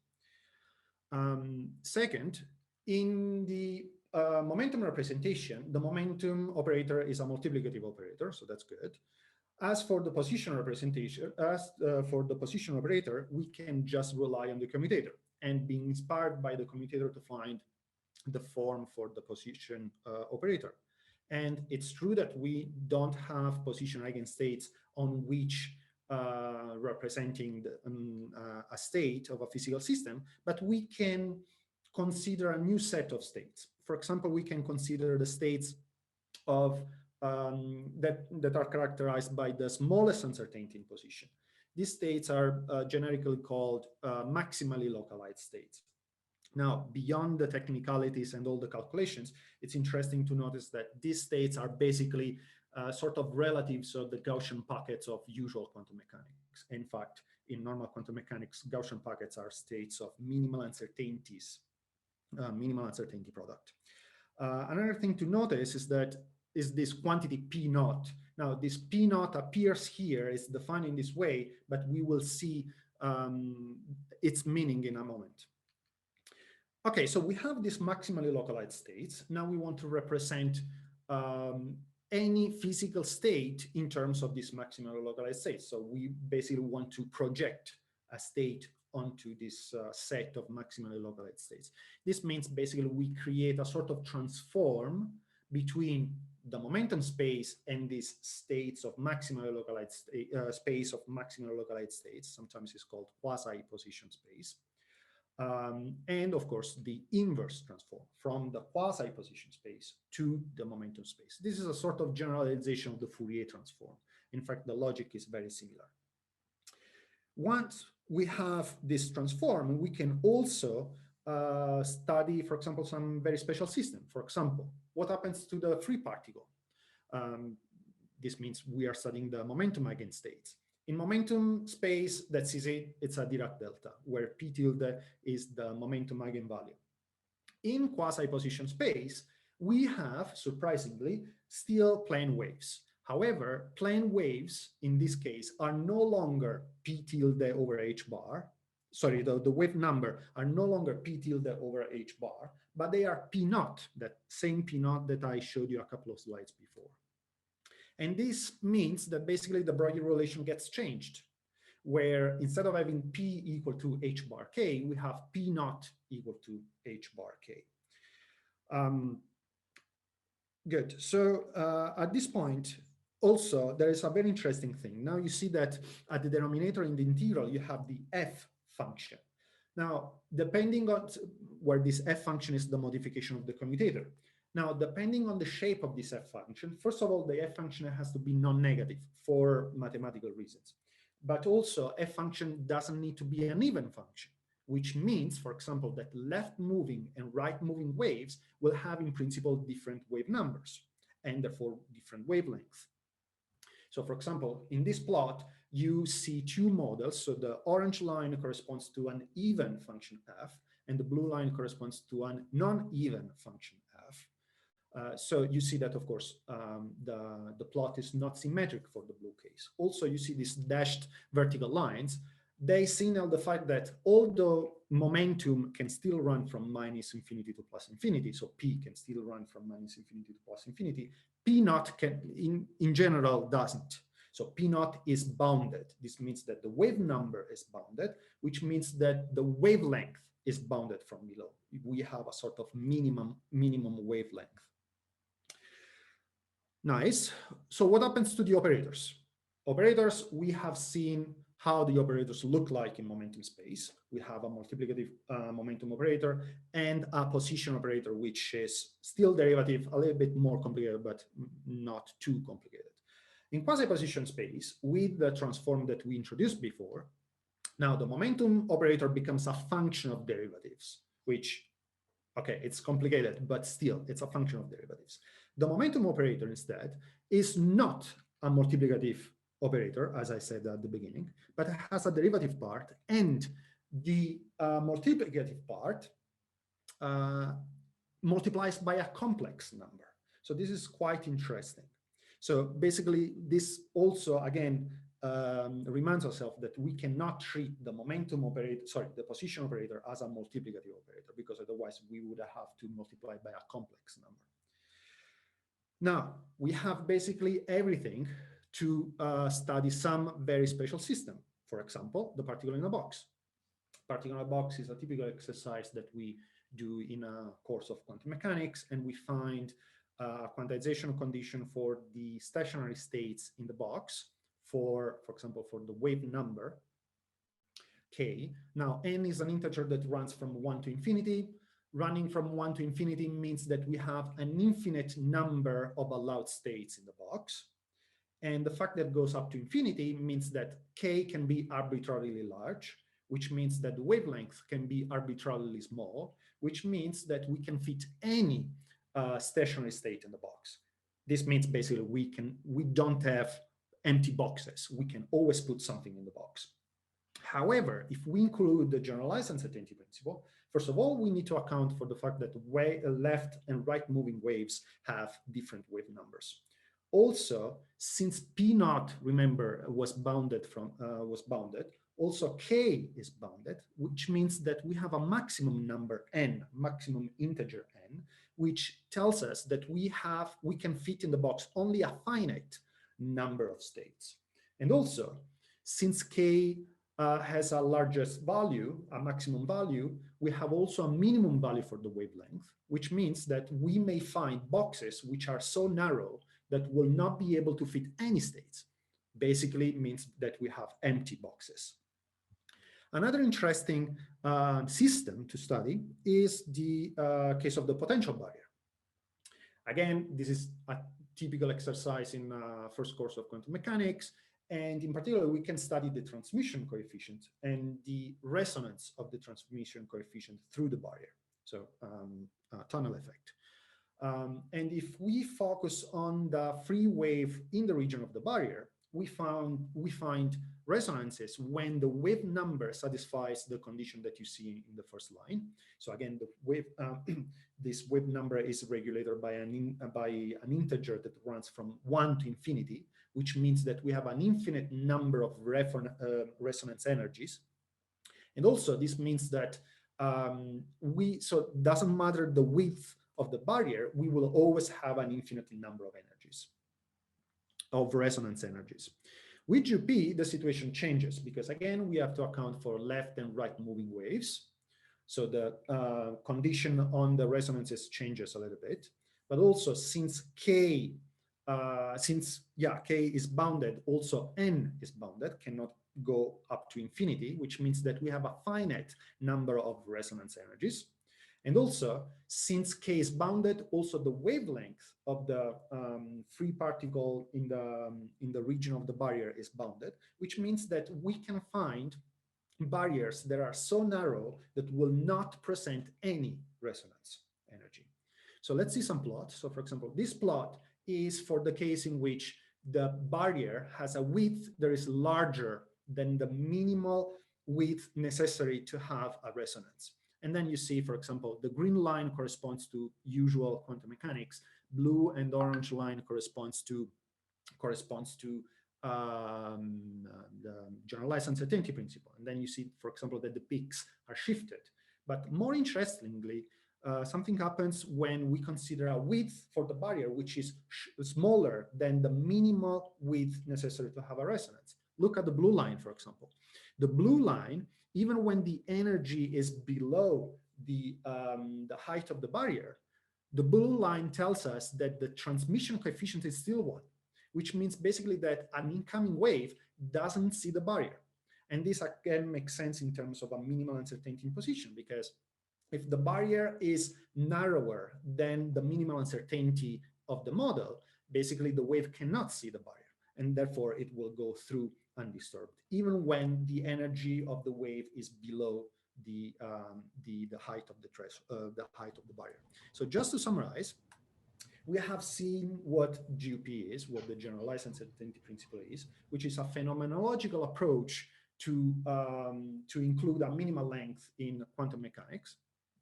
One of the points of GUP is that we don't have position eigenstates, or at least that they are not physical, which means we don't have a positional representation, which means that the position operator is not multiplicative. This in turn, as we saw, changes the de Broglie relation for the wave number. Because remember that now we don't have that P is equal to H bar K, but we have that P naught defined at the beginning of the slide to be equal to H bar K. And also, if we have a minimal length, we may have boxes which are empty and barriers that we cannot see, a sort of phantom barriers. And said all this, I thank you. Okay, thank you very much, Pasquale, for this interesting presentation. We have time for questions. I don't see any raised hand. Well, if not, let's thank Pasquale again and move to the following talk, which is actually by Dr. Igor Dremin. A select presentation. So this is Positronia clouds in universe. I will speak about Positronia clouds in universe. That's a first. Can you move next slide, please?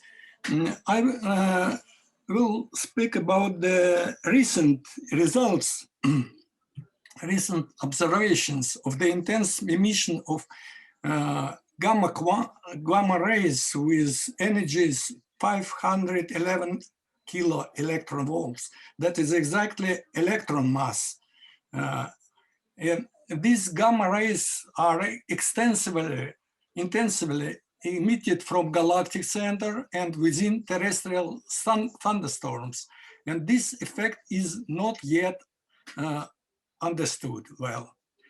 I attribute both observations to formation of clouds of parapositronia.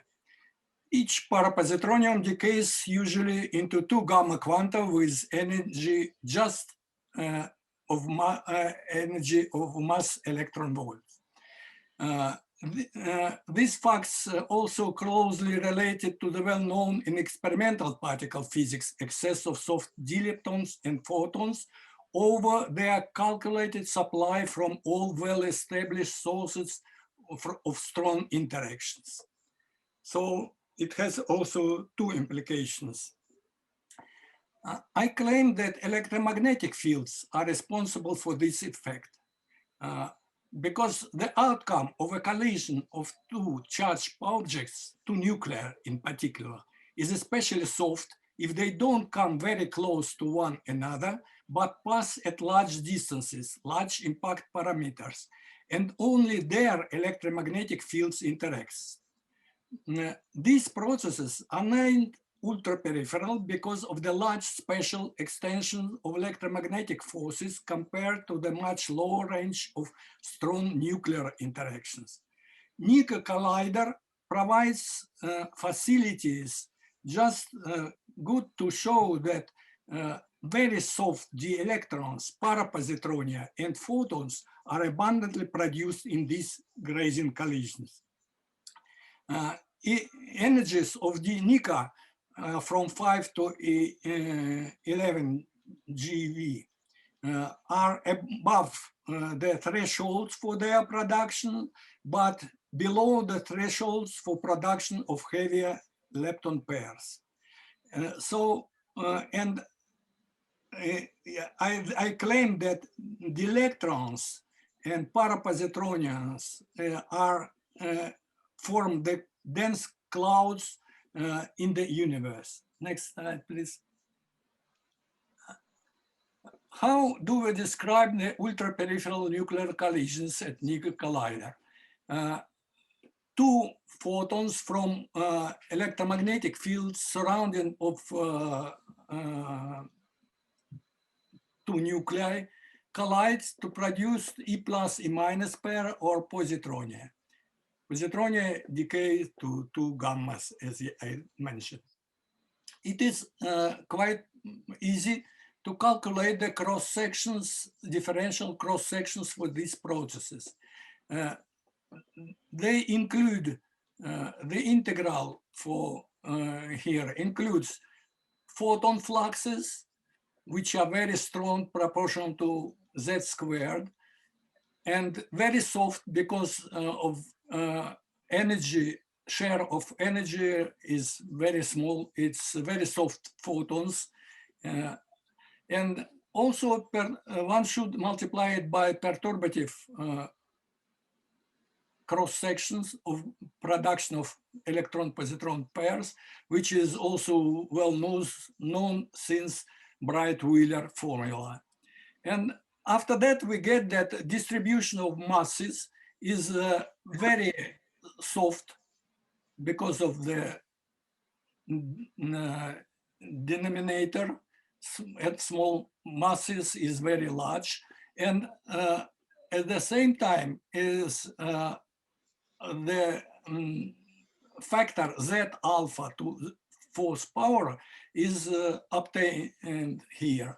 And we see that the value of alpha is strongly compensated by large values of Z for heavy nuclei. Also here, I would like to mention that the energy increase of these cross sections is very fast. It is proportional to the momentum of the colliding nuclei. Also, the mass of the pair enters here in this. It defines the threshold of the cross section. Thank you. So next. Well, this curves show how the spectrum of electron-positron pairs looks like at NICA energies, and we see that the peak, huge peak, appears at very, very small masses of electron-positron pairs. Masses of the 1.2 peak is positioned at 1.2 MeV. So it is very small. For strong interactions, if we calculate the spectrum of electron-positron pairs which appear in strong interactions, you would get much flatter curves and no such strong peak. Next slide, please. But this is not the whole story. We should remember that Bright-Wheeler formula is valid for perturbative calculations in perturbation theory.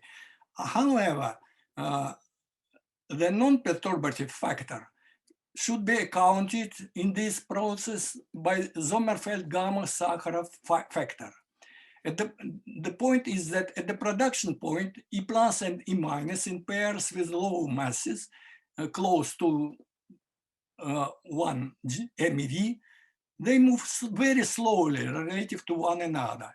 In the non-relativistic limits, these states are transformed by usual interactions of the components to effectively form a composite state whose wave function is a solution of the relevant Schrödinger equation. The perturbative expression of one can be generalized to include the non-perturbative effects of this attractive Coulomb interaction. And this is just the Sommerfeld-Gamma-Sakharov factor, which unites non-perturbative and perturbative matrix elements.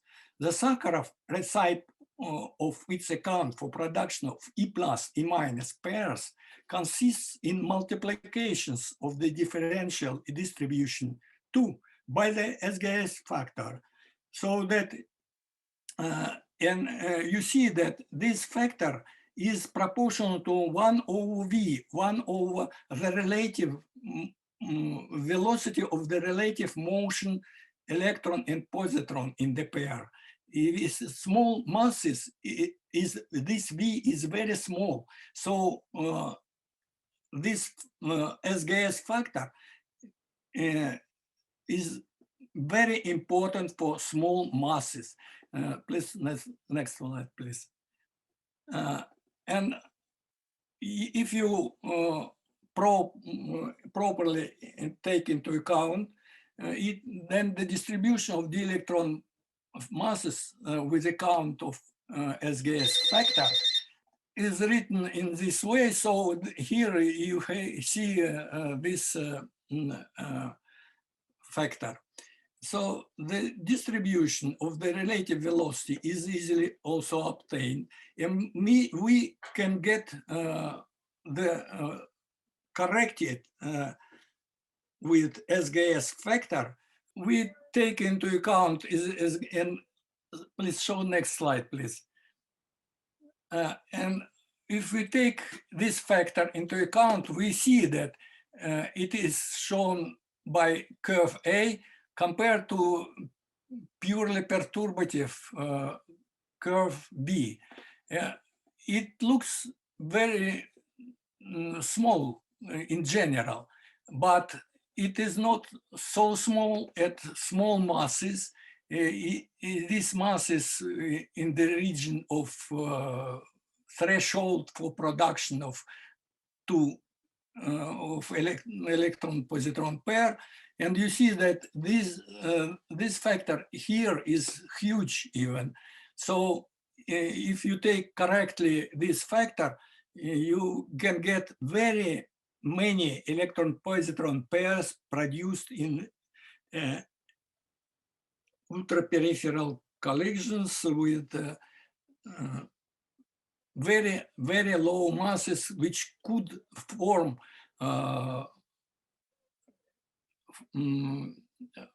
photons with energy of 511 kilo electron volts. Next slide, please. The same is shown in the next slide for as a function of velocities. At small velocities, again, this factor is huge. And the next slide, please. Then, and so, but beside of the formation of unbound electron-positron pairs, the parapositronia can be directly produced in two photon interactions. You can also estimate their cross sections. They also increase very fast with energy. However, due to the low widths of parapositronia, it happens that unbound positronia, unbound pairs are produced much more effectively than positronia itself. Next slide, please.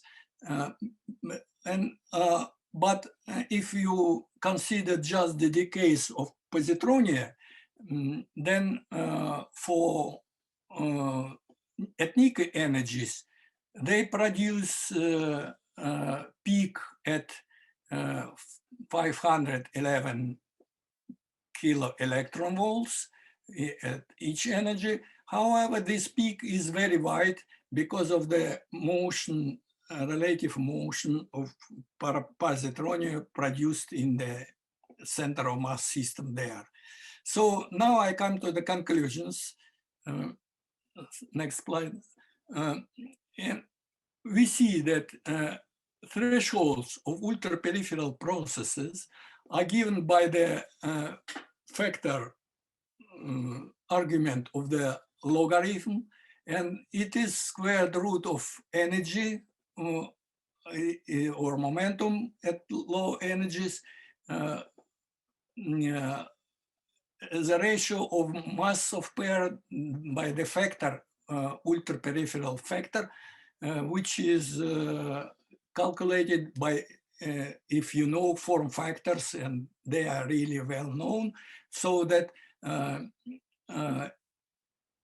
threshold is about 5, estimated is about 5 MeV for electron-positron unbound electron-positron pairs in proton-proton, and 50 MeV in golden-golden collisions with much lower ultraperipherality factor.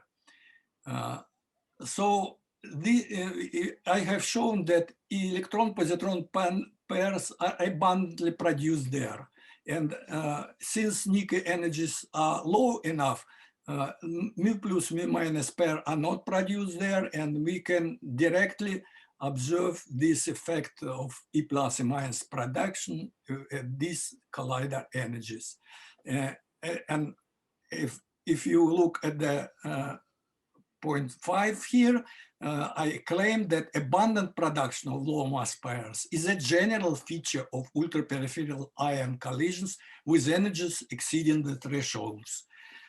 Masses of the produced pairs are very low. I have shown 1.2 MeV peak in figure 1, and because E plus and E minus move non-relativistically to each other, then we take into account Sommerfeld-Gamow-Sakharov factor, which strongly enhances production of masses close to the threshold. Parapositronia decays lead to also to this quanta, but the total cross sections for parapositronia production is much less. And further kinetics of positrons from unbound pairs in the interstellar or terrestrial medium would favor their cooling down to thermal energies and further annihilation with emission of the observed quanta. Thank you very much. It's all what I could say about this effect. Thank you, Igor, for this intriguing presentation. We have time for 1 or 2 questions. I don't see any. Therefore, I think we can thank again Igor, and we go to the last presentation of today's session, which is by Joey Contreras, and the title of the talk would be Modified Commutators Against Modified Operators in the Quantum Gravity Minimal Length Scale. So Joey, the floor is yours. Hello, everybody. Good morning for me, because it is 8 a.m. where I currently am right now. Let me do this screen share. Okay, so hello, my name is Joey Contreras. I am a grad student at Fresno State University in California. Today I'm going to be presenting research performed by myself, another colleague, Jae-Yong Lee, and then professors Dr. Bishop and Dr. Singleton with the Physics and Mathematics department. So, modified commutators versus modified operators in a quantum gravity minimal length scale. So, generic models of quantum gravity tend to predict minimal length. or a maximum possible resolution of the wave function. And the existence of this minimal length tends to imply photon dispersion, which is this phenomena where photons of different energies will actually exhibit different velocities as they travel through the medium of space-time. Such generic theories, like one proposed by Kempf, Mano, and Gano, propose the following modified energy momentum relation for photons, where this is the E equals mc squared pc squared p squared c squared thing, but they of course add a correction factor or function which depends on the energy ratio with quantum gravity. And the quantum gravity energy is by convention set to the Planck scale, so about 10 to the 19 GeV. Going through some mathematics, they Taylor expand this function that they've added, and they ignore the higher order term. So this is the first order approximation that they did. And in their math, they found the photon dispersion mentioned earlier, where photons of different energies are predicted to have different velocities. We see here the expected value of C, and then the correction factor with, again, the ratio of energy, and then this parameter zeta, which really just depends on whatever particular model of quantum gravity that you are using. And so with theories like this, the question rises, how would we even test for this? Gamma ray bursts are a perfect candidate. These highly energetic photon emissions are good, particularly the short variety. The two distinctions they come in, long and short, depend on the burst interval. The short ones have a burst interval of about 0.5 to 1.5 seconds. And the reason for this is that there's less intrinsic lag associated with the short ones. For some detector with a longer burst emission, you might get a peak earlier or later than the actual event occurred. And so you can run into some problems that way. And of course, you can take the formulas from earlier and you can find that different energies will lead to different arrival times for some given event. One in particular was GRB 090510. This was detected by scientists working with the Fermi telescope in 2009. They took photon emissions within a certain energy scale, and then again, here's the burst interval of 0.5 to 1.45 they used. Using the formulas predicted by Kempf, Mano, and Gano, they found certain constraints on the energy scales, and they found these to be 1.6 times the Planck energy. Depending on whether they used conservative estimates or not, they had at times found the energy to be 102 times the Planck energy.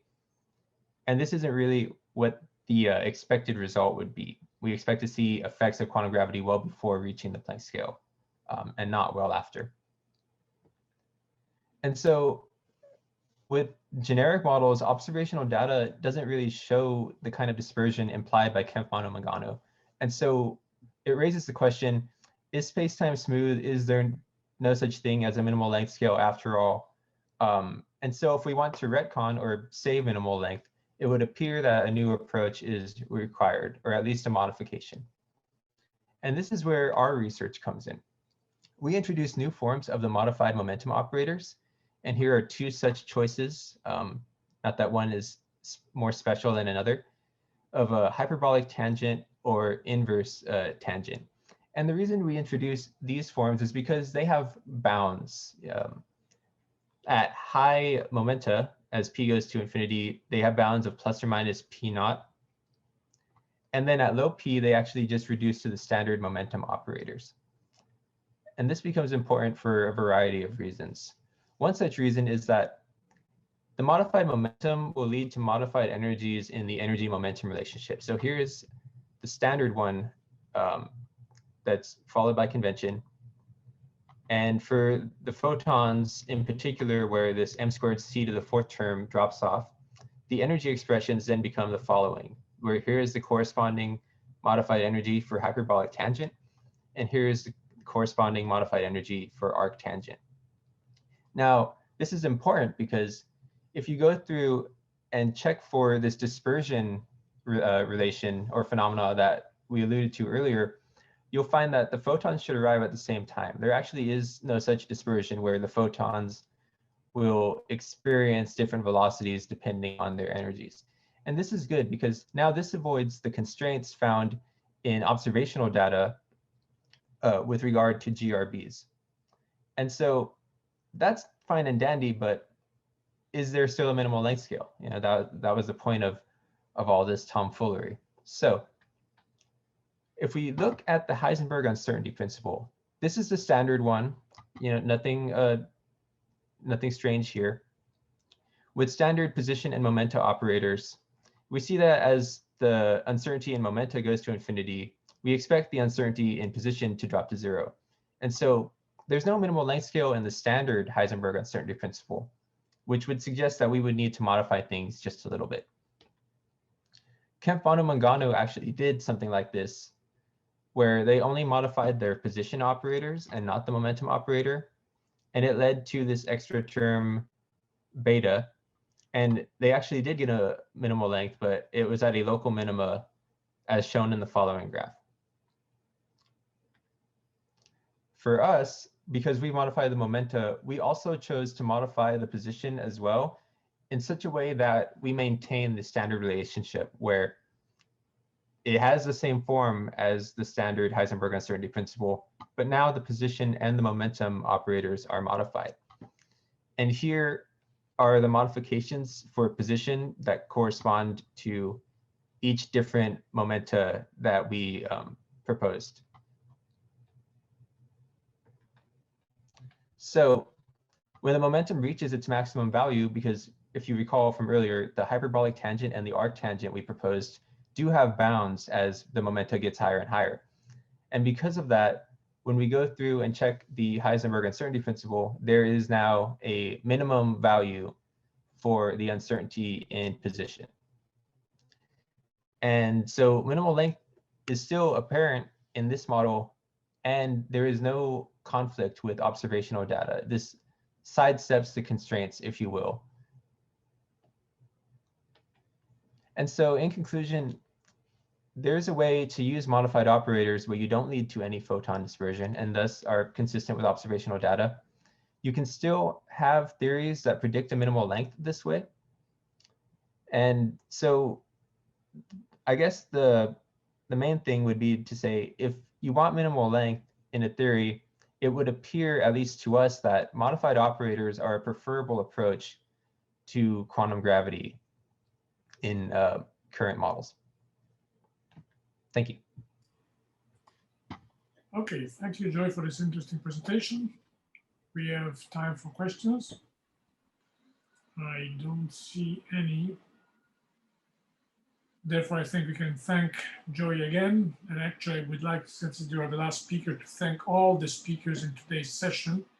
And we can define the session to be over now. So thank you, everybody. Thank you to you, Paolo, and thank you to all the participants. Thank you very much, everyone, for your time and your presentations. Very interesting. This kind of brings the live sessions of the conference to a close. But I remind everyone that the submissions are still available on the website for you to browse through them and comment and discuss with the authors. So please don't hesitate to do that. And I wish you all a very pleasant weekend and take care, everyone. Okay, thank you to you, Charlotte. Bye-bye. Bye. Bye.